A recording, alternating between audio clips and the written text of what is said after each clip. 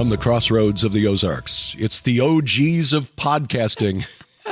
PID Radio. Welcome. I'm Derek Gilbert. I'm Sharon Gilbert. And guess what? We're in the barn. We are back in the barn. And again, we want to thank you for making this space possible. We will explain momentarily why we are in the barn today and how we are able to make use of the space. But first, we want to remind you, please download our free mobile app to your smartphone or tablet. That allows you to carry us around in your hands. We will go where you go. You can't get away from us. That's right. We're going to follow you everywhere. iOS, Android, Amazon Kindle Fire devices. It's available at pidradio.com/app or gilberthouse.org/app. Suddenly a Sting song, a police song is in my head. Yeah, Every Breath You Take. Yeah. Stalker song. Or there's another song by U2 years ago called I Will Follow. Walk away. Anyway, yeah, I know. That was back in their sort of pseudo-punk days. Anyway, Thank you for joining us today. Grace and Glory are at the with the lady who boards them, Miss Eileen. Because we woke up yesterday morning here at the the compound on the hill, on the ridge, and found that there was no water pressure in the house. Well, they had been at her place already because we did some recording at the Skywatch TV studios on Thursday. So in order to give us plenty of time, we just said, okay, what if you just keep them and we'll pick them up on Friday morning? Well, that got changed. Yeah. Normally, I run out to visit my mother for lunch on Fridays, and we take them over there to Eileen's for a play date on Friday so that they're used to going to the shop. They love her. They love her dog, Mona. And the other dogs that are there in and out, Ollie the half-dachshund and others. So they really enjoy it. And that means when we travel, when we have to go to a conference or as with our Israel tour, they're not afraid to get in the vehicle, to get in the car. They love, you say, want to go in the car, and they make a beeline for the door. They do. They jump in the back. They and then get when so excited. They get to her shop, they make a beeline for the door to the shop, then a beeline to the back of the shop. So they really enjoy it. But with no water, some essential things there that you need. Obviously, you want to, be able to clean up and, flush your toilets, but you need water to put in the dog's bowls. Yeah, especially when it's warm outside, because they'll come in and they'll drink through 3 bowls of water each day easily. Right. So Eileen was gracious enough on short notice to say, sure, she'd keep them through the weekend. And thankfully, Lefty's Pump and Drilling in Crane, Missouri came through in a big way, called them yesterday morning. They're the ones who dug the well for the house originally back 20 years ago. And they came out, and 2 young men, Trenton, who was the leader of the 2-man crew, I identified the problem. It was just the pressure tank. The pump itself was fine. So the pressure tank had failed. There's a rubber bladder inside, I guess, that fills and then discharges again. It wasn't sealing or something? Yeah, there was basically it had split somewhere and water was leaking out. Don't ask us. All we know is that they knew what to do and they fixed it in record time. So Thank you. It's so funny. You and I both did a shout out to Lefty's Pump and Drilling, and someone commented, sounds like an old Chicago gang. Yeah, Lefty's here to see you. He wants to inspect your pump. I don't even know how old the company is. It could be whoever named the company is no longer there. But 60 we years. are grateful. Yeah, very likely. Yeah. We're very, very grateful to that. We love living around here. Yeah. Because we won't tell you how much it cost, but it was far less than we thought it would. That's typical of around here. It is. And I was prepared to write him a check on the spot. Yeah. And they said, we'll bill you. Yeah. No, we'll send you a bill. We've got your address. We'll send you a bill. We know where you live. Okay. Sweet. So anyway, without Grace and Glory, Grace on her own would be fine in the house. We go out here for an hour. And she'd come out here and but Glory, she's still got puppy in her. And she would, find something to explode in the house.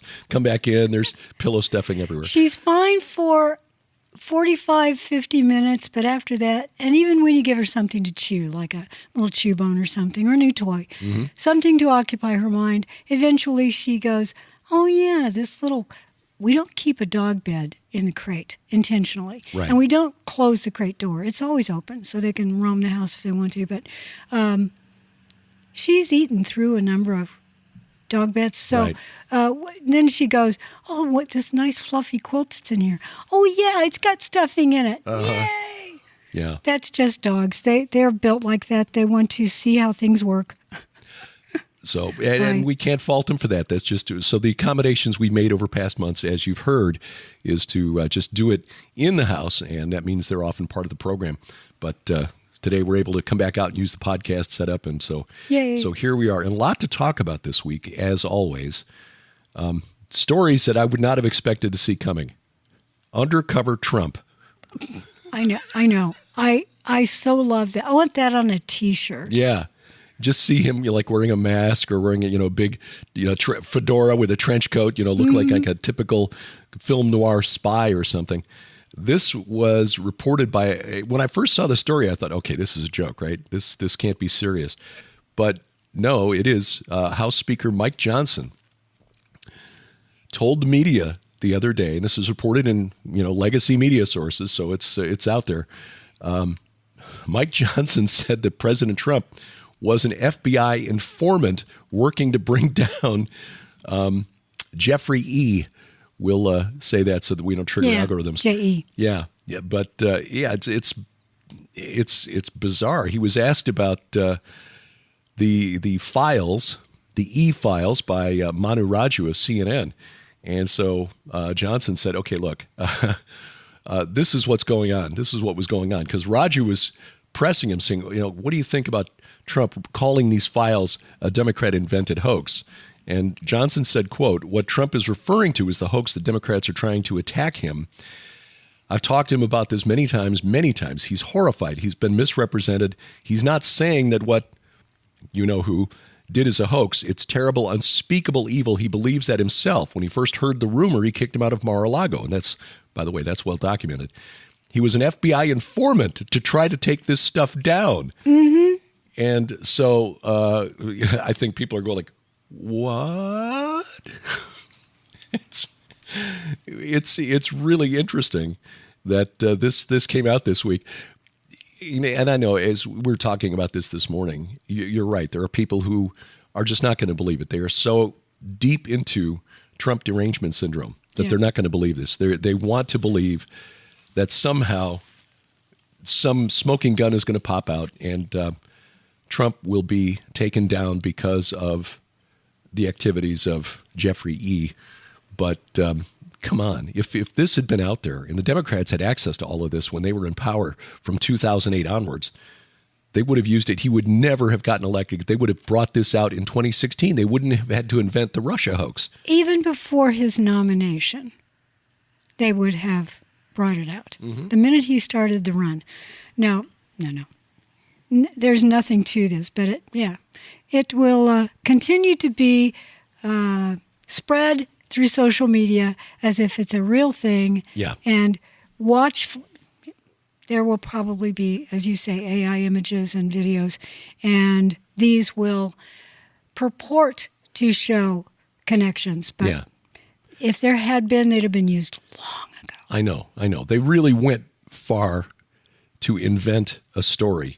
And I think it's telling that the corporate media like CNN is still trying to push the files as the big story and completely ignoring what the director of national intelligence, Tulsi Gabbard, has put out there about how the Obama administration, working with the Clinton campaign, invented out of whole cloth and used the FBI and the NSA and the Department of Justice to try to take down Donald Trump. Right, but I feel that if this continues, litigation could begin.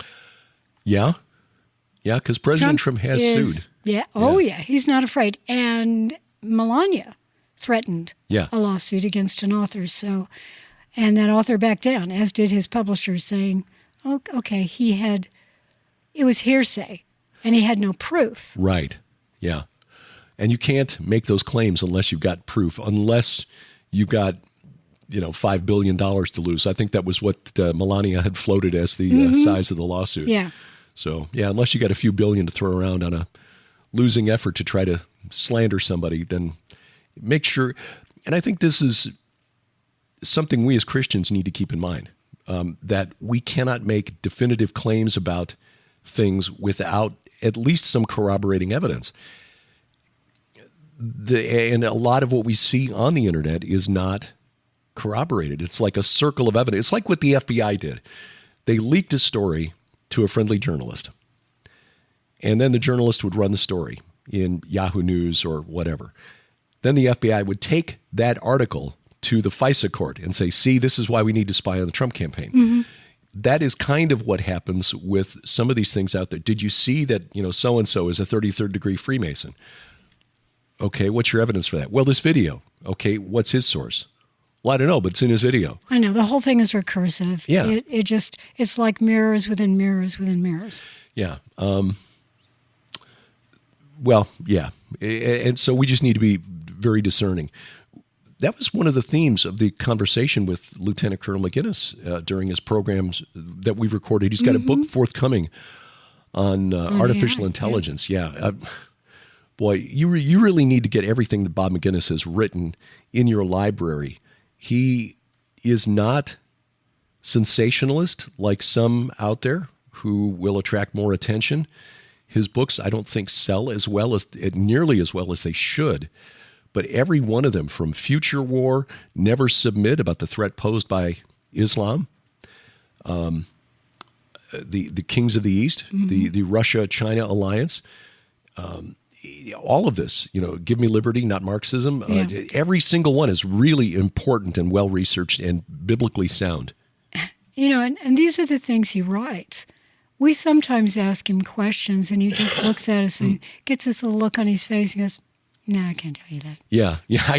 We went out to lunch with him after the programs, and we got to talking about someone else at the table had asked about the continuity of government facilities. The U.S. government has a number of underground facilities that are semi-secret, that the people who are deemed important, deemed by themselves, of course, will go to hide if things really get bad. And they rehearse these. Yeah. Not with the actual important person, but with stand-ins. Stand-ins. And so those who are responsible to take, say, the president out, vice president, things like that, they rehearse those over and over again. Right. So I asked him if he'd ever been to a place called Site R, which is one of the locations I wrote into my novel, The God Conspiracy, because it was the place that then Vice President Dick Cheney was taken after 9/11. There is a communications network there at Site R, which is underneath a mountain in Pennsylvania, southeast Pennsylvania, called Raven Rock. Don't you love it? It's like it's from the Red Wing saga. Exactly. When I heard about this and said Raven, okay, I've got to have this in there. And so there's a key scene that takes place inside Site R. That communications network there is able to communicate with all of our military assets around the world from underneath this mountain in Pennsylvania. And I asked Bob if he had ever been to Site R. And he kind of looked, and then he said, well, if I had, I couldn't tell you. Like, okay. I basically had to make up what little there is about Site R on the internet. I basically had to make up the rest. No doubt it's going to be repeated as gospel at some point. Left turn. Speaking of gospel, I just think it's important for us to address a couple of things. Yeah. One is that every time I go on Facebook, I see these pages, and I'll say news sources, but they tend to be sort of alt news sources, talking about the upcoming blood moon. Now, the eclipse of the full moon, which will take place in the next 24, 48 hours. I think tomorrow is the full moon. It's the corn moon, called that because this is the time of year when it used to be that you would harvest corn. Now, we will not see that here in the Americas. Not at all. Not at all. We'll see one in March of 2026, an eclipse of the moon, but not this month. It's not going to, but I still see a lot of people in our Western Hemisphere going on and where we can watch it, what's going on, and what it seems to portend. Oh, yeah. And that is the very thing that you and I are part of. And we often get asked, why aren't you talking about this? And that has to do with the possibility of a rapture event this month. Yeah. We're not saying there is one. We're just telling you this is what's being talked about. Right. Yeah, because we are about just 5 weeks out from a date that came up during the interview that we recorded years ago. This was in the old Skywatch TV studio with Tom Horn about his book, The Wormwood Prophecy. That's his dream about the asteroid Apophis, which will make a near pass of Earth April 13th of 2029, which is during the Feast of Unleavened Bread, Passover. And knowing that there are two big feasts in the Hebrew calendar, spring and fall, which is typical, by the way, of the ancient Near East. Spring is here, and the other one is like, okay, fall is here. I backed up 3.5 years. Tom said, if, as some prophecy teachers believe, asteroid or wormwood, which is in Revelation chapter 8, is the midpoint of the 7-year Great Tribulation period. And then he went on from there, and I'm like, okay, if we back up 3.5 years, where does this fall? October 13th of this year is the 7th day of Sukkot, or the Feast of Tabernacles. That was the big festival in the Hebrew calendar. Probably talked about that 6 years ago. Yeah, 7 years ago. Because sure it was in the old studio. Yeah, it was. Not sure when Wormwood Prophecy came out. It was around the early part of the year, as I remember. But anyway, just said, well, okay, if, and this is the big if, Wormwood hits at the midpoint, then 3.5 years earlier would be the beginning of the 7-year Great Tribulation period. And if the rapture occurs at the beginning of the Great Tribulation, then... Before or shortly before. Yeah. Then it would fall during or right at the end of October 13th, being the end of the 7-day Feast of Tabernacles. And on the Hebrew calendar, that was the period where they slaughtered 70 bulls during the 7-day period. And the number 70 represented all of them. So these bulls that were slaughtered, sacrificed, represented the gods of the nations, from whom God was rescuing his people, Israel. And then I said, wouldn't it be interesting if that was the timing of the rapture?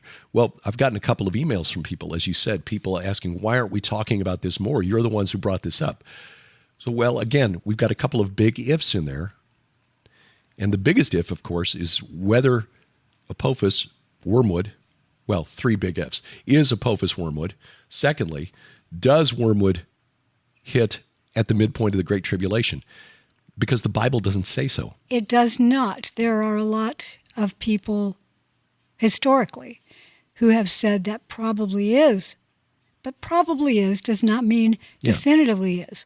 Yeah, and in fact, I went and dug back into Revelation 8 and the clues, and I don't see anything other than speculation to base the midpoint clue on. Now, Tom respected him a great deal, and I know that there are other teachers out there who have made that claim, but we have to remember it is a big if. If this is true, then, okay, you back up 3.5 years, and then if the rapture is pre-tribulation, which we believe it is, then October 13th could be a very interesting day.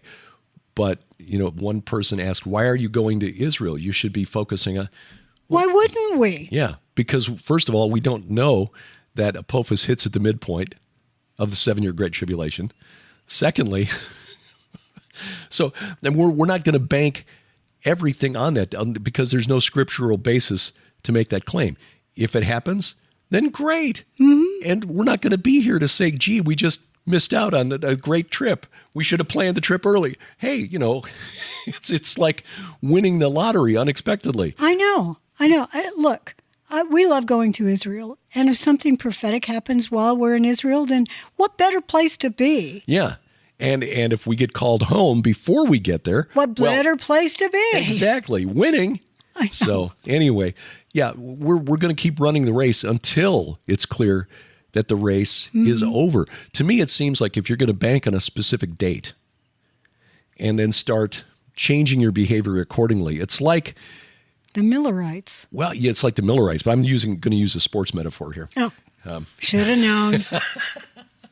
It's like the guy who, intercepts the ball and runs it back 95 yards. He's 5 yards short of the goal line, and he starts celebrating, and the last 5 yards gets tackled by the other team before he scores the touchdown or fumbles the ball before he gets into the end zone. Yeah, I've actually seen that once or twice. Yeah, it's you don't want to be that guy. No. You run until you get through the tape. Or it's like the runner in the relay race. And he holds up his hands and he starts slowing down because he's sure he's going to win and then gets passed by the second place guy.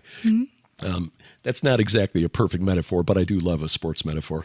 So anyway, the point is run through the tape. Don't run until the last 5 yards. Say, okay, now we can coast.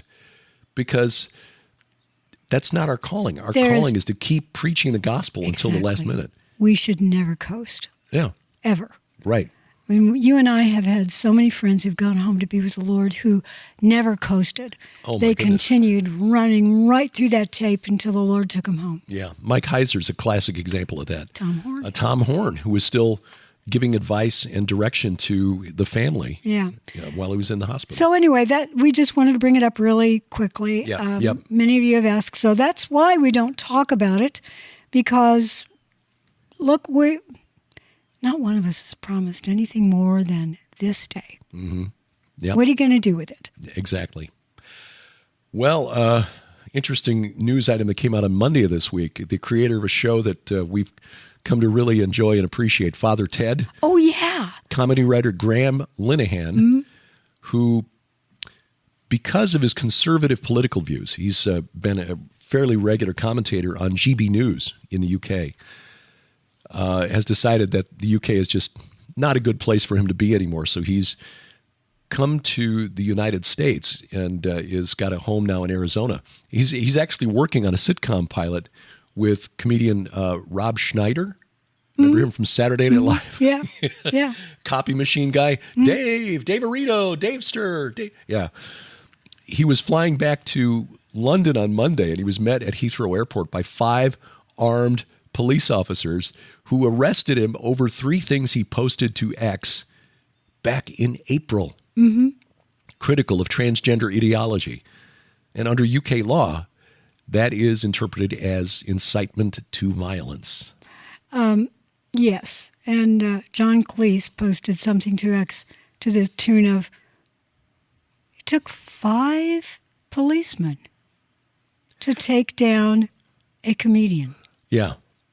And a guy with high blood pressure and very high blood pressure, in fact, because he was strip searched. Yeah, and he went into the hospital because of it. Yeah, they checked his blood pressure and they found it was, what's the larger number is the systolic? Top one. Yeah. Yeah, systolic. Yeah, his systolic pressure was over 200. So it's like, oh, he could have a serious problem here. So they sent him to the hospital. So Linehan is now saying he's going to sue the Metropolitan Police. As well he should. Yep. And the commissioner of the Metropolitan Police, whose name is Cowley, I think, has said, look, under UK law, we really didn't have a choice, but our police officers have been put in an untenable situation by successive governments, meaning this isn't just the Labour government of Sir Keir Starmer, the previous government of Rishi Sunak and, the Tories. They basically have got the police tasked with investigating social media posts. It's gone crazy under Keir Starmer, though. It has, was, yeah. Perhaps it was beginning under Sunak and other previous conservative governments, but Keir Starmer's government has gone full tilt boogie leftist, so left they've just veered right. Yeah, exactly. And they are arresting just about anybody. In fact, it's possible when President Trump lands. They'll try to arrest him. I know. Starmer doesn't like him. And let's see. Khan doesn't like him. Sadiq Khan, mayor of London, does not like him at all. Was trying to figure out a way to keep him from being in London. Good luck with that. Yeah. Well, it is... Yeah, that's going to be an interesting visit because I think Trump is at a point now where he doesn't have any what's left to give. He doesn't care. Whereas Keir Starmer just doesn't have any you-know-whats. At all. They shriveled long ago. He does not look good. Sir Keir Starmer, it's incredible watching how quickly he has taken the mandate from the British public. They won a landslide victory. The Tories under Sunak just got absolutely demolished in the last election, and within 16 months, it's just he's completely squandered whatever goodwill he had. He is probably the most unpopular prime minister they've had this in the last century, the last 100 years. There's a sea change taking place in Great Britain. Oh, yeah. And if you look not just at the overall government, the UK government, if you look at the city councils and mayors, they're now being led by Muslims. Yeah. And many of these northern communities that have a lot to do with manufacturing. Yeah. And I think that we're seeing the revenge of the Islamic jihad that wanted to take over Europe a long time ago. Oh, yeah, yeah. They're now doing it one council seat at a time. And it's not just in the UK, it's all across Europe. Not at all. And I think that Keir Starmer looks at that and thinks, well, even if we had to go to the country for another general election, we'd still win because the city councils in some way control getting out the vote. Yeah. Polls, however, show that Nigel Farage and his Reform UK party, now the most popular party in the UK. So that's the sea change that Britons are, okay, the Conservatives failed us. You know, Rishi would stand up there in front of a podium with a sign that said stop the boats, but they didn't stop the boats. Oh, I know. Starmer saying, okay, we're going to stop the boats. They didn't stop the boats. There is unrestricted immigration coming into the country. It is fundamentally transforming the United Kingdom from what it was. It's no longer English. I mean, John Cleese wrote this when we were there back in 2019, and he was just vilified in the press that London is no longer English. And now Sadiq Khan, the mayor of London, is saying, yeah, London is not for the English. White people don't represent London. One people don't represent. Yeah, in fact, the branding and the marketing for tourism that they're putting out there shows very diverse representation. The reason England is called England is because it was settled and conquered by the Angles and the Saxons back in the, 6th century, 7th century AD. And now you see all of these, we've talked about this previously, the entertainment in the UK, historical dramas showing people of color as historic figures, like even, a Viking queen. Okay, Vikings, I'm not sure they even had queens, but certainly they didn't have queens who looked like they come from Africa. Exactly. And no, there weren't, African, there probably were soldiers from Africa in the Roman legions. Oh, sure. Because yes. everywhere they went, they took locals and they trained them and they used those locals to go to another country because you won't care about those people, so you're going to do what we tell you to do. If we say kill them, you'll kill them. Right. Not your tribe. Not necessarily a whole bunch of them, and mainly gay. Yeah. Yeah. The BBC has been, and this is why Graham Linehan, coming back to him, has moved out of the United Kingdom, because if you're a conservative writer trying to write television for the BBC or ITC, you're just not going to get work in the UK. I think it's ITV. ITV. What's the other one? The one that used to be. Anyway, I'll think of it later. Yeah. But yeah, there have been a number of changes within BBC also and ITV. The morning show is failing because they're way too wokey. Yeah. Even Hugh Bonneville, for goodness sake, he's at the premiere for what is allegedly the last Downton Abbey film. And there are fans all over the world of Downton Abbey. And he's being asked various questions, what's it like to be, looking at the very last of getting together with these friends of yours that you've known for years. In the middle of it, he turns to the camera and says something about Gaza and, how they're essentially victims. And then he turns back to the reporter who is standing there stunned and then goes on as if nothing had happened.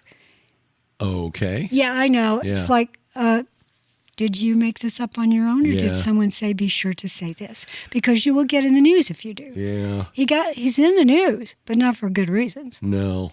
The whole thing should have been all about Maggie Smith, for goodness sake. Oh, Dame She's Maggie, now, Dame Maggie Smith, she made that show. She did. Oh, she was wonderful. No longer with us, but she made that show. It should have all been dedicated to her memory. Yeah. Well, sadly, a lot of people in that world feel that they've got to pander to their colleagues and to heck with what the audience thinks. And that's sadly why Doctor Who is basically dead at this point. They may resurrect it at some point like they had to do back in 2005 when they brought it back after about a 25-year hiatus. But at this point, it's basically been... Look, if you're an actor or a singer, just act and sing. Yeah. Entertain. That's exactly what we're tuning in to get away from the other stuff. That's why I watch sports. I'm not there to watch the football team, like the NFL this year again. I don't even want to go there. Yeah, don't even go there. But I have to say something funny. Yes. Because speaking of Gaza, Greta Thunberg is on her way. At least that's what we. Oh, another flotilla? Well, ostensibly, but I don't know. Again, it seems Allegedly, to be just we have to say one boat / ship, whatever it is. But it's an old sort of barge thing. I don't know, but it apparently drinks fuel practically. So this is not climate-friendly activism, which is hilarious considering that's how she made her name as a climate activist. Well, it's like during the pandemic, we're not supposed to gather in large groups unless you're protesting racism because that makes you immune to stuff. Pandering-demic is what we're dealing with. Exactly. So, as of 3 hours ago, Al Jazeera reporting that the flotilla is continuing on its way to Gaza from Tunisia. They can see where it is by the smokestack. Well, speaking of Gaza, we got a couple of things to talk about there. Tucker Carlson, once again. Girl. And the group of alleged scholars who declared an official genocide in Gaza. We will reveal who those people truly are when PID Radio continues.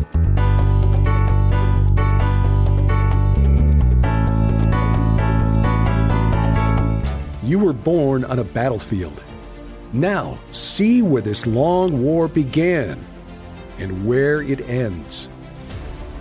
Israel. Join Derek and Sharon Gilbert in the Holy Land this October, where you'll see things like this. Jerusalem. Israel's Stonehenge, Gilgal Rephaim, the Temple Mount, Joshua's altar, Shiloh and the red heifers, and the gates of hell. Join Derek and Sharon Gilbert in Israel October 19th through 30th, 2025. This is not the typical tour of Israel. For information and to reserve your place on the 2025 Gilbert House Tour of Israel, please log on to gilberthouse.org/travel. That's gilberthouse.org/travel. Shall we begin?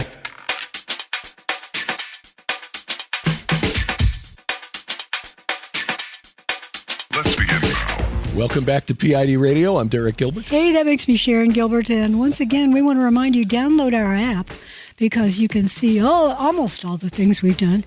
We are the OGs of podcasting. We've been around since Tickety-5. 2005. But you can find nearly everything there. Definitely find all the new stuff. Hit the notification bell so you get notified when a new video is uploaded or podcast. Also, you can ask your questions in there. And do we have a question? Well, I was thinking about getting those for tomorrow. Had not. That's okay. We will answer questions tomorrow. The question today is, where is the question? We know you've asked them. But we'll compile those. I actually do have a question. So I will bring that up there. And excellent. Get that ready. So anyway, we can answer your questions in our podcast format. Also, we are indeed going to Israel in October, and it's really coming up on that deadline. If you want to go, you can still sign up, but you need time to make sure your passport's in order and to apply and receive your visa, which takes 24, 48 hours. But we want you to join us if it's something on your heart. Yeah, we've still got a few seats left on the bus. We're going to see some very interesting things. A couple places we've not been yet. We're going to the ancient city of Samaria, where Ahab and Jezebel ruled. That'll be our first time there. We're also going to the Shamir dolmen field. Dolmens are those big megalithic structures that look like stone tables. And this, according to archaeologists, was the center of the dolmen building culture in the ancient land of Canaan. It was before it was Canaan, actually, because according to Dr. Mike Freakman, the dolmens are older than what scholars have traditionally thought. And it overlooks what we believe is the valley of the shadow of death. We will show that to you. So if you want to find out more and reserve your seat on the bus, it's coming up quick, just 6 weeks away. I know. October 19th through 30th.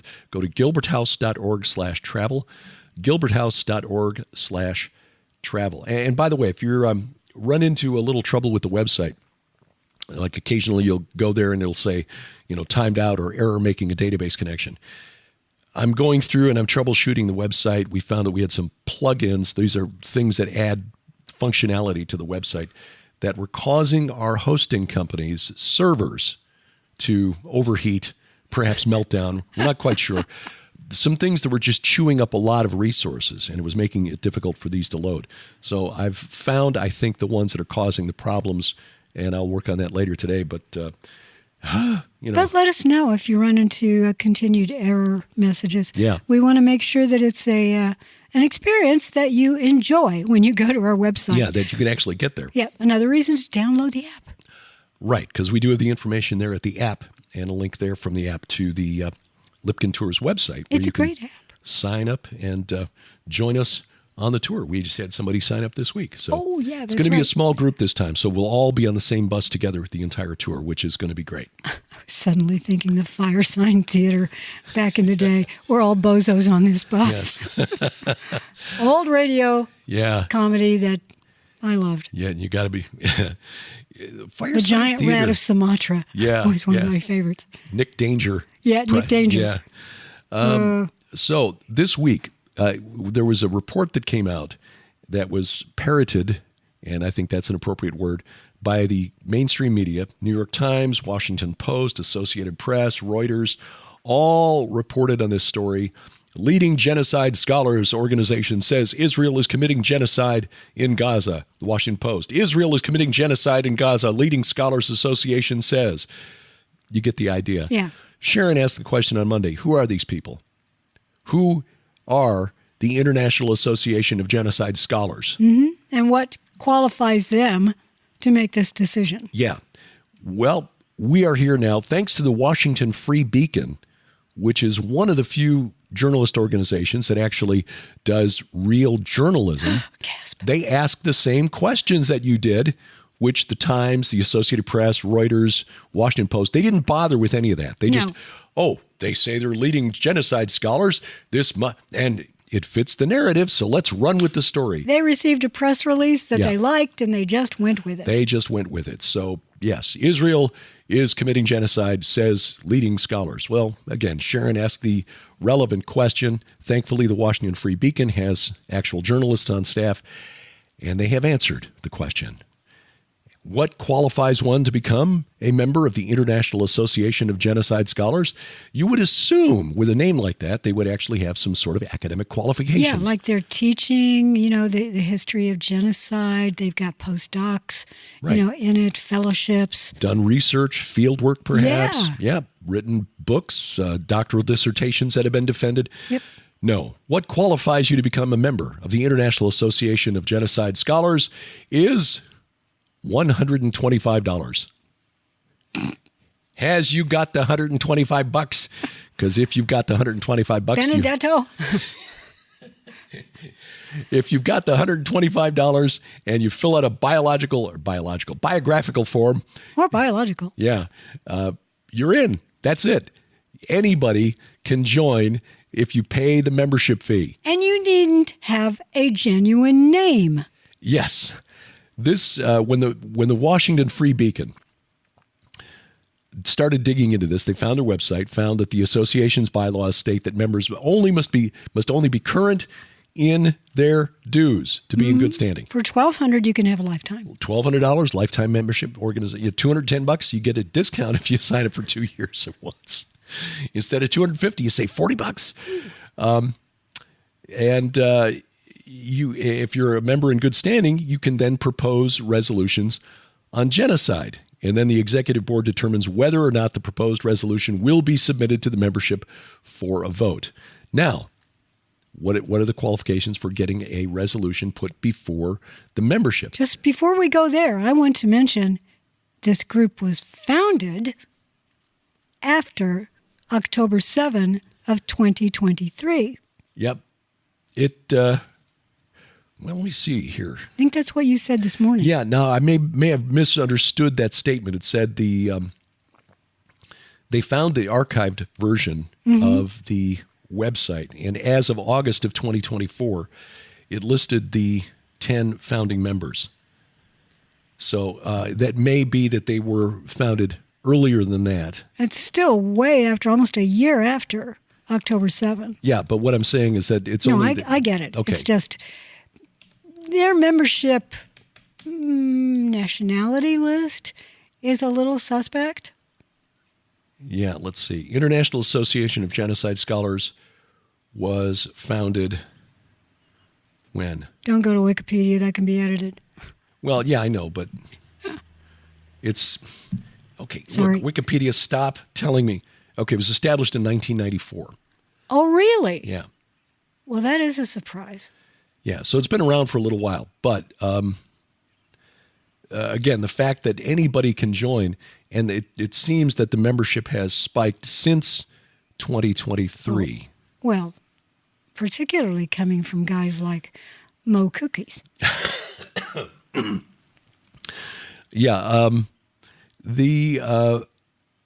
That's the name of one of the yeah. alleged... There's an independent scholar by the name of Salo Eisenberg who writes for the Times of Israel and Tablet magazine, and Tablet is a very pro-Israeli online news and commentary source. He registered to become a member of the group IAGS a day after the Gaza report was issued, and found that there are about 600 members of this group, and 80 of them, which is about 13%, are Iraqis. So according to Eisenberg, quote, this is from a post on X, "I've been getting to know some of my fellow genocide scholars. Seems that Iraq is a center of knowledge in this field, with 80 listed scholars out of about 600. And then he said, more of us should register to join the International Association of Genocide Scholars, which is where you get Mo Cookie, which the profile picture is Cookie Monster, and Emperor Palpatine from Star Wars. So the IAGS Seems once legit. he's according to Emperor Palpatine's profile page, he's affiliated with Sith Without Borders. So the IAGS has purged its new members and has taken down its list of members from the internet. So you can they're only hiding. They are hiding, yes. The association does not have appeared to have scrutinized new members prior to the release of its Gaza report, according to the Free Beacon. Its bylaws require the executive board to conduct periodical reviews, ensuring all members are current in their dues, but they don't have to check on their scholarly qualifications. So again, if you've got an extra $125 laying around, You can be a scholar. at least until they went through here. And according to the Free Beacon, who got in touch with a member of the advisory council, whose name is escaping me, last name Brown. She is actually a genocide scholar. She's got a PhD in comparative genocide studies from Clark University. She told that the Free Beacon that she was never asked to vet any new members. And again, she's a member of the association's advisory committee. So, but according to Brown, who shared this information with the Free Beacon, apparently Sarah Brown is her name, who seems a bit distressed that the organization, which, given her background and academic qualifications, I think she would probably want it to be taken seriously, has been, discredited by this whole thing. Only 129 members of the 600 voted on the Gaza resolution, and the bylaws says that only that a quorum is 20%. So you propose a genocide resolution, And 80% of the members may not even vote. If you get 21% voting on it, then, okay, it's legit. So this is what happened. 129 members voted, and out of those 129, 86% voted in favor of declaring an official genocide. There's nothing, this is a nothing burger because there's Right. no weight to this decision. Exactly. It means nothing. But you would not know that from the way it was reported by Associated Press, the Reuters news agency, and other corporate media outlets like the New York Times and Washington Post. It seems like this is a group with gravitas and academic heft that would, yes, we have studied this thoroughly and declared that this meets the quality. Or that this is an organization associated with the International Criminal Court or with the UN or Yeah. something. No, it's just a bunch of yahoos that paid their fees. And Some of them may be actual scholars.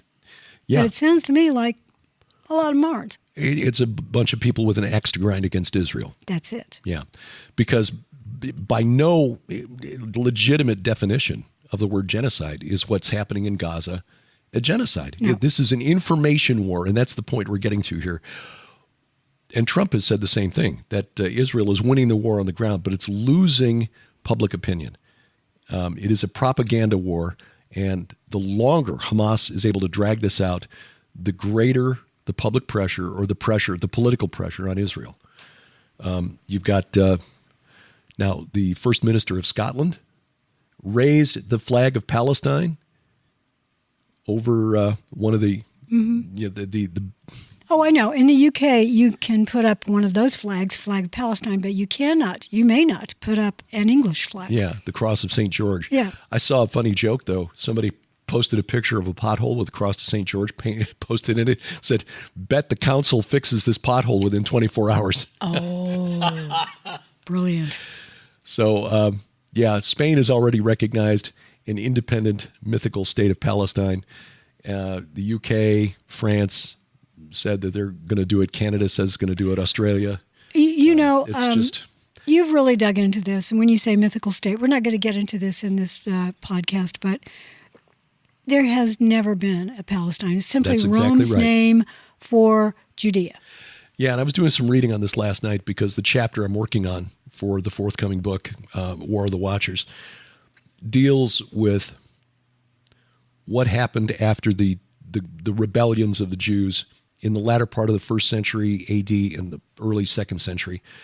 And I'd forgotten or I'd never known that there was actually another, what's called a second Roman Jewish war, which was a number of uprisings by Jewish communities in the Eastern Mediterranean, in Egypt, in Cyrenaica, which is part of Libya today, the island of Cyprus, and in Mesopotamia.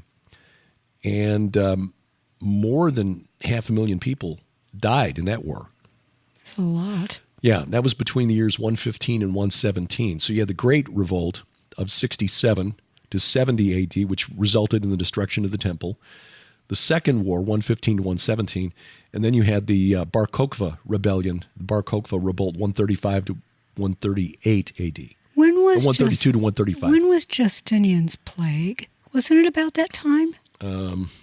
Let's see. Plague of Justinian. No, that was in the 6th century. Oh, gosh, I thought there was another plague. Got the wrong emperor, but I think there was a plague in the 2nd century or something. I'll dig into that. But spiritually speaking, there are things taking place on earth, in the heavens, in unseen realms that affect everything that we see in the newspaper. Right.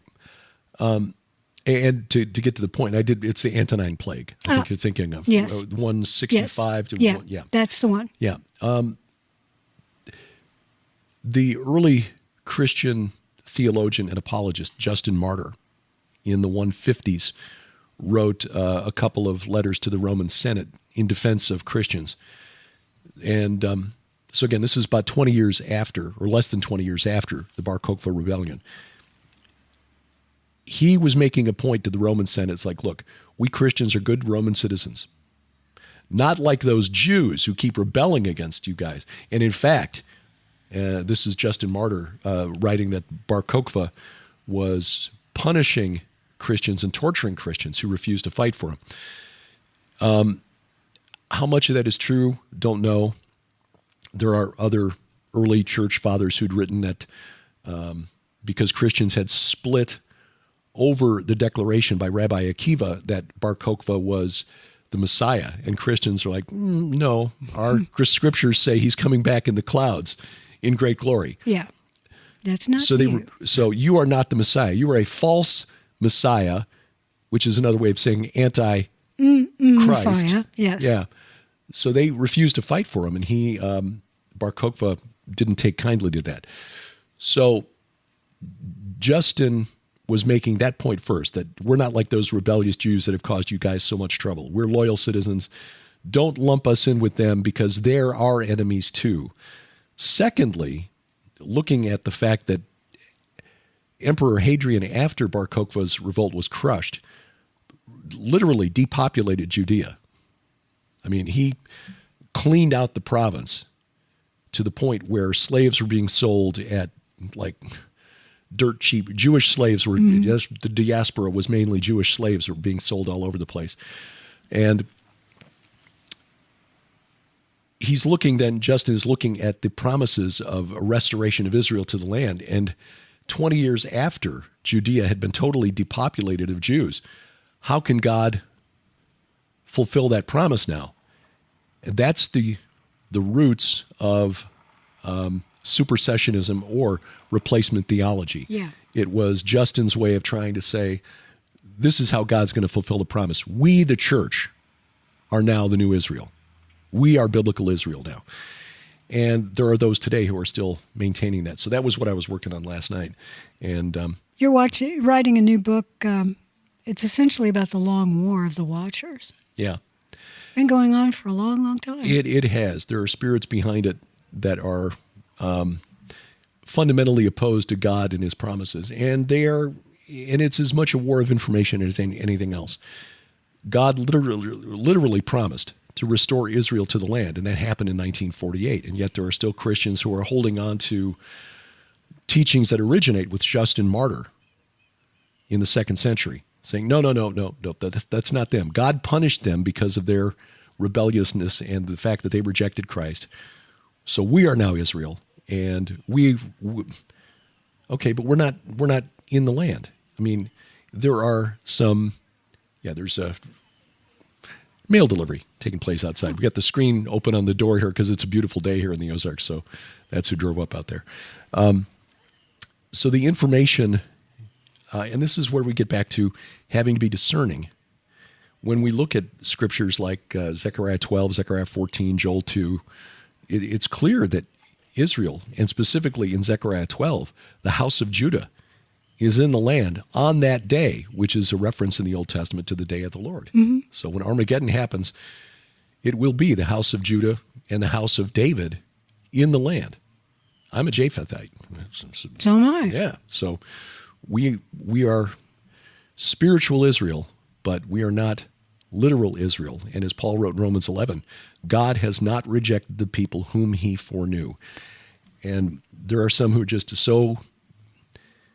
will so hold on to that belief. It's like, yes, but Paul also wrote in Galatians. Yeah, I know he wrote that in Galatians, but at the end of the day, he says, God has not rejected the people whom he foreknew. For I myself am an Israelite of the tribe of Benjamin. He was writing to Gentiles like us and saying the Israelites are not out of God's plans. Yes, they've rejected him. God knew when he inspired Paul to write that the Jews would do all the things that they've done over the last... Most of us have rejected him. Exactly. I mean, that would make the Jews like 100% of the world. There is none righteous. No, not one. Yeah, exactly. For all have sinned and come short of the glory of God. Exactly. So, anyway. Well, we could speak on this for a long time. We'll get to Tucker in a second, but while we're talking about this, do you have your presentation available to watch online? You've given this presentation a few times. The one about the secret history of Israel or the War of the Watchers? No, Secret History of Israel. Yes, because actually. I think it's an important point with regards to replacement theology. Yes, actually. It was recorded at the Pitchfork and Hoe gathering in North Dakota last year. It's about a 2-hour presentation where I kind of go through. Do you have access to that? Yes, I do. It's on YouTube. Okay, well, So link I will to that. Put a link to that in the notes if you're interested. Yeah, I don't think Tucker Carlson wants to watch it. No, I don't think he would either, and certainly not Greta Thunberg. She would close her eyes No. like she did the video of She October would. 7th. They do not want. They close their eyes Yeah. to truth.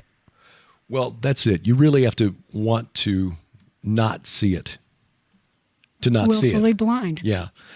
The secret history of Israel is just the way Israel became a nation in the 20th century in 1948 is not what we've been taught, but it's not the Rothschilds either. Okay? It's not the Rothschilds. It's not the Illuminati. It's not the Freemasons. Before you comment and say you're wrong on that, go watch Derek's video. Yeah. I really have dug into this and studied this. So anyway, but yeah. Tucker Carlson. Okay, dude. He actually said during one of his interviews, Hamas is just a political organization. He literally said that. They're not so much a terrorist organization as a political organization. That uses terror to... Okay. What are you saying? Tucker, look, would you want any of the political parties here in the United States to take hostages from the opposite political party and murder and other things to many of them? Yeah. It's that's not political. That is terrorism with a capital T. Yeah, his exact quote. I'm not even sure Hamas is actually a radical jihadi organization. It seems more like a political organization. No, they are not. He's smart enough to know better. He is. And I'm telling you, I've said this many, many times, follow the money. Somewhere along his history or the history of people around him, someone has a preference and perhaps greased a few palms. We'll just say it that way.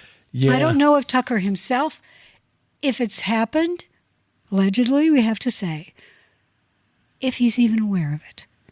But I find it hard to believe that he seems like a rational human being. Yeah, he is, which is what makes him so dangerous, because there are a lot of people who align with him politically. Mm-hmm. And as with Candace Owens. He's infotainment. Yeah. He's giving you political information in an entertaining way. Yeah.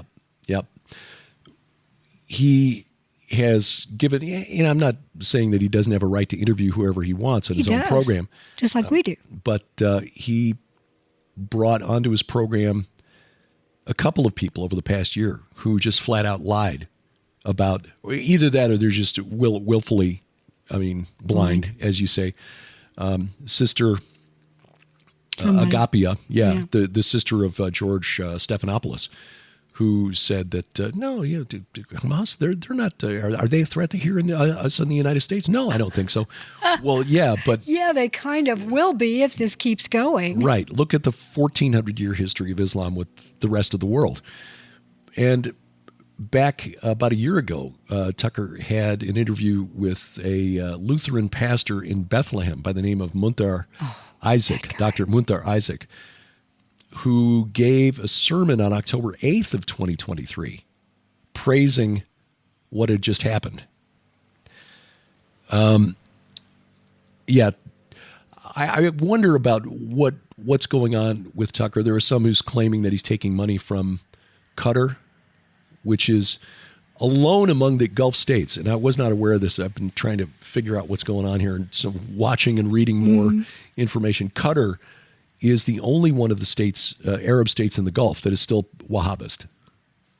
Oh, that's interesting. Wahhabism, it was a very conservative pan-Arab form of Islam that was founded in the 18th century in Arabia. In many ways, it was a response to being under the thumb of the Ottoman Empire for centuries, because Arabs and Turks don't like each other. There's a lot of racial stuff in that part of the world: Arabs, Turks, Persians. Yeah. So when the 20th century rolled around and the Ottoman Empire was crumbling.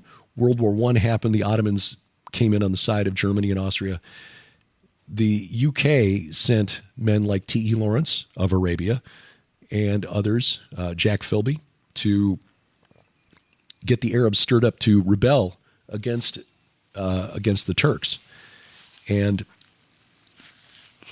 that fit in very well with this strain of Islam, Wahhabist Islam. And the first king of Arabia, Saudi Arabia, was Ibn Saud, which is why it's Saudi Arabia, was one of those guys. Well, now his grandson or great-grandson, Mohammed bin Salman is really the power now. He's crown prince. King Salman is ruler in name only. You never hear about him. No, he's kind of just off in dotage. Yeah. MBS is really the one calling the shots. The United Arab Emirates, Bahrain, Kuwait, those governments now are, okay, yeah, they're Muslim, but they're like, yeah, this whole Wahhabist thing requires a lot of fighting and violence and bloodshed, and we're just happier making money and doing business. But Qatar is still promoting the Wahhabist agenda, and Qatar funds Al Jazeera, which is a mouthpiece for this agenda. Qatar has been funding Hamas because Hamas they're useful idiots in this whole agenda. So if he is receiving it again, this is an allegation. We can't prove it. We don't know. Exactly. We've only read about it. But follow the money. If he's receiving money, when you have a huge platform like that, it doesn't just suddenly appear. Mm-hmm. You get some funding to get started. Yeah. And then funding along the way, because you can't depend upon people subscribing or giving you donations. If someone gives you money, in many cases, especially if it's a large amount of money, then you are sort of beholden to that person to, okay, you can tell me what my opinion should be, but Right. I don't know. I'd I'd like to think it's not that with him, but he seems to have just gone crazy leftist.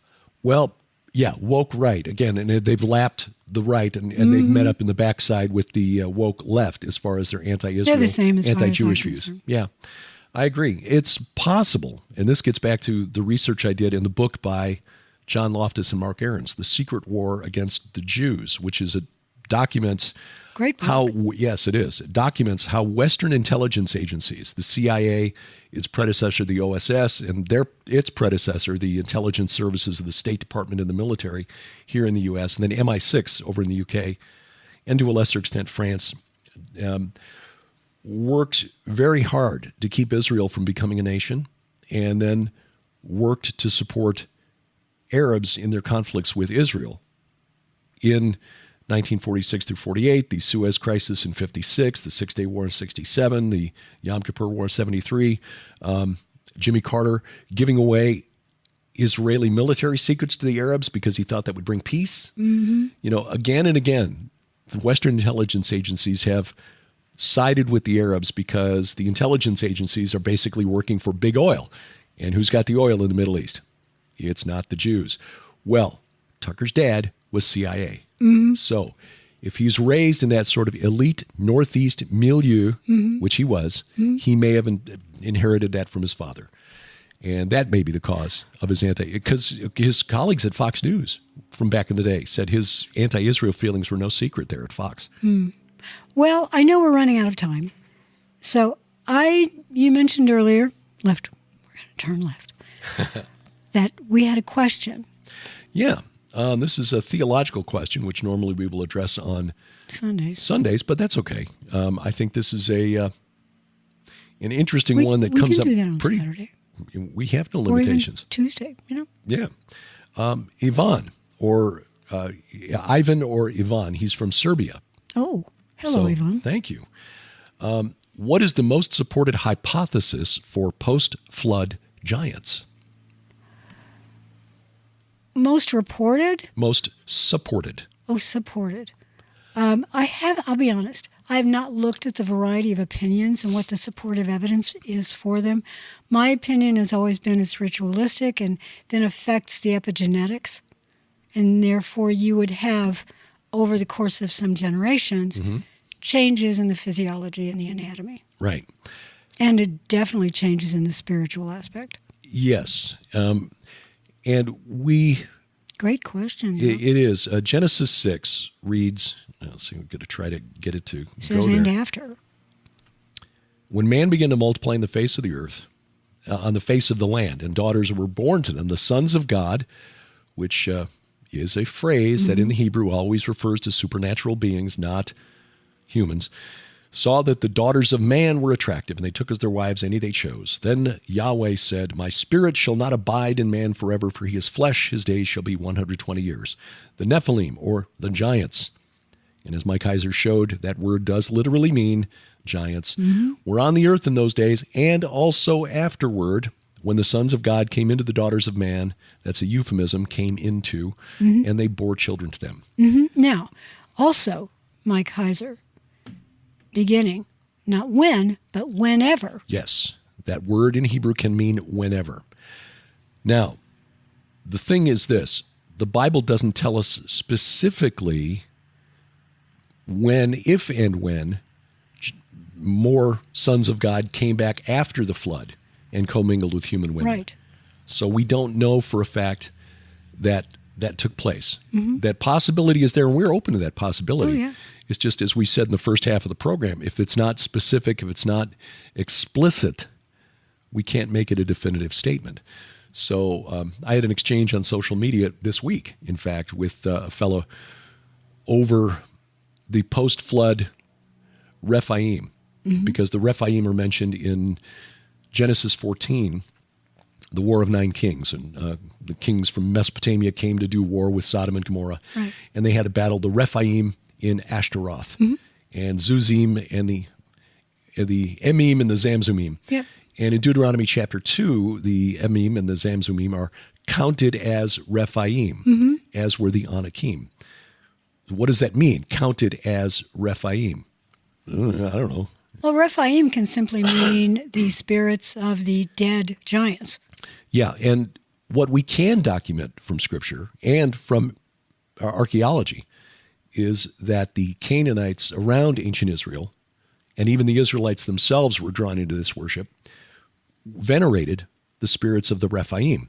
There are texts from outside the Bible that make that explicit. And conducted rituals that involved copulation between humans that represented a joining between human and spirit. Right.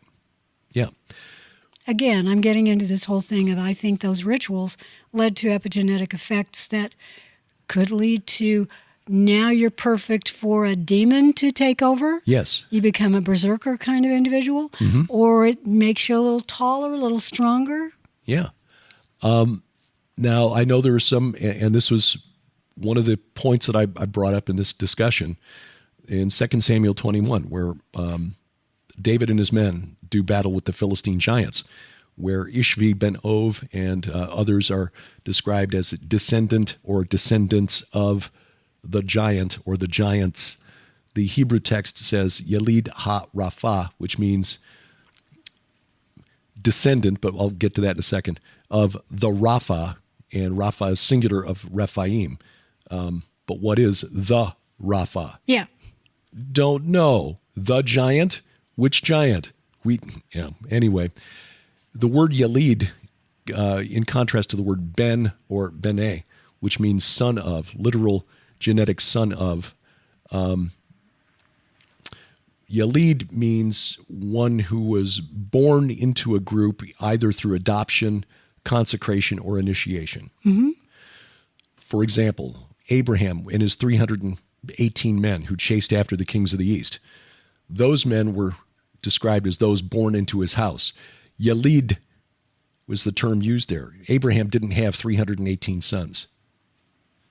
So there's a difference in how that's used. And the scholar who wrote the paper on this, Conrad Leroux, suggested that what that meant is that the Philistine giants were members of an elite warrior cult, essentially, that venerated the Rapha, or the Rephaim, which, again, we can document from Canaanite texts.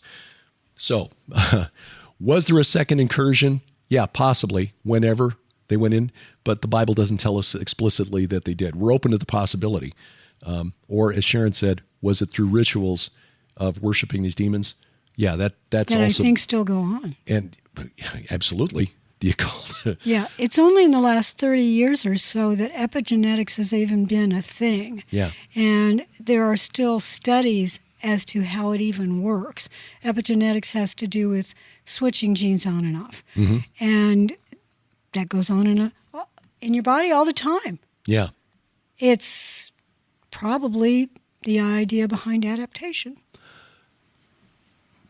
Mm-hmm. I don't believe in evolution, but I do believe that the Lord built into our DNA this ability to adapt. If you live in an area of the world that requires more melanin in your skin in order to stay healthy, then over time that could happen.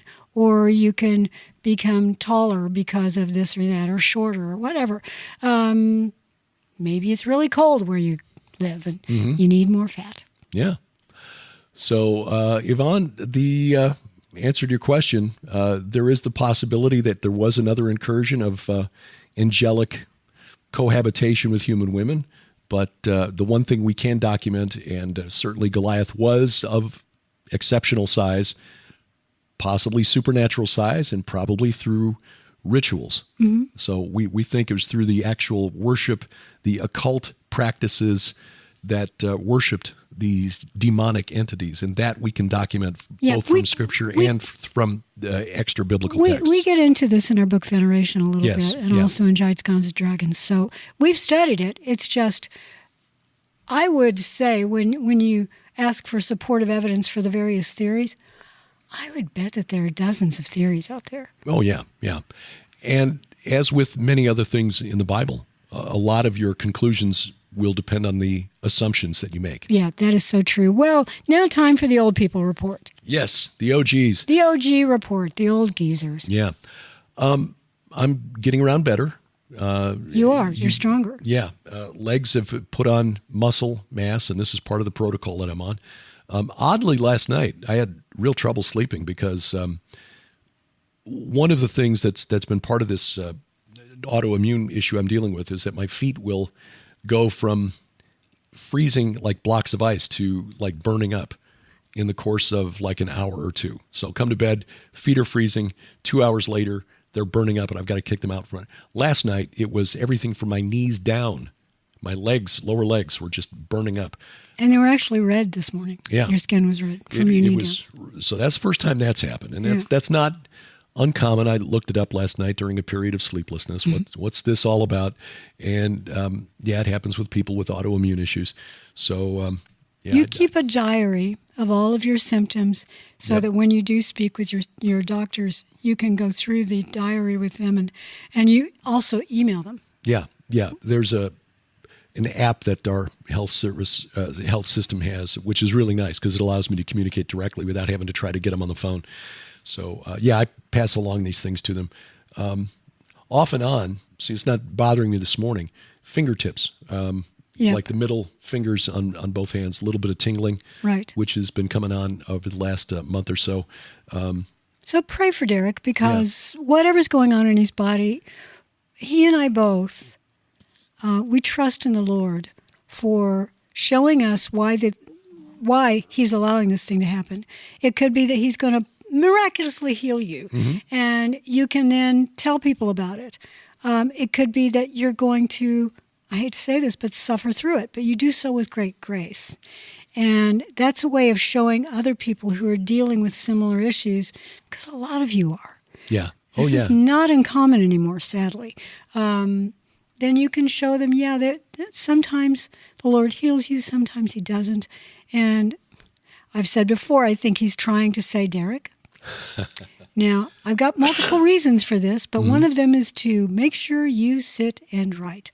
Yep. Now, I'm just praying that if it's carpal tunnel or whatever's going on in your hands, that you can still continue to do that. Yeah. Your brain is still clear, so thank you, Jesus. Yeah, and that is an important thing, because one of the hallmarks effects, of a lot of these is brain fog, and that has not really been evident. Frogs. Brain frogs. when I came back from the conference that I spoke at back in February, the men's conference up there in Manitoba with Carl Teichrieb, spoke like 8 times in 2.5 days. My doctor said, I'm amazed you were able to get through that. Mm-hmm. So, well, praise God. Yeah. So, it's if it's slowing me down, I mean, the cane will keep me He's your friend. standing upright, and it's more of a nuisance than it is anything else. Well, God is good. My eyes are, they're just so good. I'm still dealing with dry eye. And if you've been through cataract surgery, you know it's not uncommon for the second surgery, whether you've had dry eye before or not. It can actually lead to dry eye simply because you can have a little bit of damage, temporary usually, damage to your sensory nerves that tell the brain, hey, we're dry down here, send some tears. So that sort of breaks that loop. I think that's probably what's going on in my right eye, because it's far worse.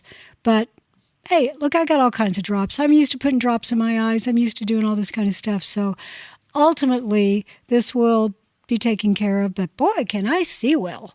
Yeah, that's a blessing. Yeah, still light sensitive, which is why I had to wear a hat the other day at Skywatch TV. And I've got one on now in the barn. Well, it is interesting, though, because even before this really came on, you were saying last year that you thought that this 2025 would be the year of clear vision. I know it. And it has been physically, Yeah. But I also think spiritually that the Lord He's communicating and communing with His body, those of us who believe in Christ as our Savior. That makes you part of the body of Christ, if you didn't know that. And the head of this body, our Lord, He's been giving us information. And I think this year, things are really going to shift. Yeah. We're going to start recognizing things that are in the Bible that have been, as Carl Gallups has shown, hidden in plain sight all this time. And a lot of people all over the world are starting to see it. Oh, I see this pattern. I see this can mean this. The Lord is speaking to us. Yeah. We need to pay attention. Amen. Amen. Well, tomorrow we're back with the Gilbert House Fellowship and another Bible study. And there will be a view from the bunker tomorrow evening. Oh, wonderful. Yeah. Now, I've been trying to cut back and just do one a month, but I got a note a couple of weeks ago from Doug Woodward. Oh, I love him. Yeah. And really appreciate his work. His work on the Septuagint and how it helps us to better understand the Old Testament has been really important. So we refer to him almost every week, it seems, with his Rebooting the Bible, Volumes 1 and 2. And he's also got a book on the Septuagint and how it relates to Christian theology. That was the translation done by Jewish scholars around 200 BC, converting it or translating from Hebrew into Greek. His new book is about the how Nazi technology, Nazi scientists, Nazi Paperclip. Yeah, paperclip, but it is essentially, in a way, how elements within the United States government decided to partner with the dark side. Mm-hmm. Oh, yeah. You and I have talked about that. And I'm so glad that Doug, who's a great scholar, a genuine scholar, Right. has been digging into this. Mm-hmm. Yeah, the book is titled Descent into Evil, The Nazi Invasion of America After World War II and Its Continuing Impact Today. Mm-hmm. We've interviewed years ago now, probably 15 years, Peter Levenda, who wrote about this. Non-Christian approach. Right. But he made the point in his book Unholy Alliance that the Nazis were more of a cult than a political party. Yeah. And Doug takes a look at the same thing through a Christian lens.